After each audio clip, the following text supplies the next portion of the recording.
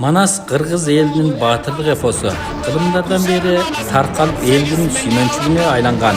Эпостун көлөмү эбегей зор, мазмуну мол, чөлкөмү кенен, айтымы көп. Кисар, жаңгыр, Манас сыяктуу эпостор Жунха жөрөлгөлү озот мадаттын алтын казинасы.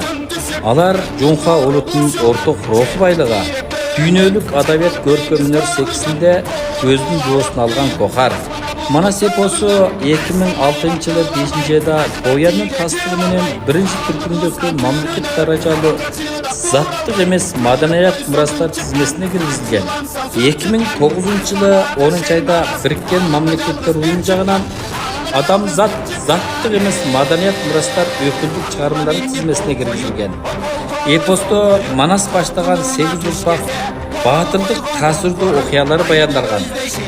Манастын 40 жоросу окшобогон улут жана урлардан курулган болуп, бул батырлар ата конушун коргоо үчүн алып барган күйүштүү күрөшү, кайманбас уруху даңазаланган.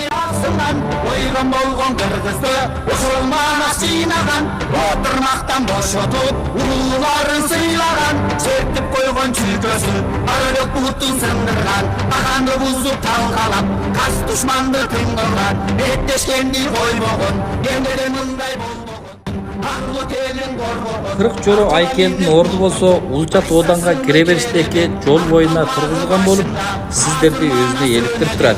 Атайын келип сүрөткө түшүп, эстелик калтырып кетишиңизге арзы.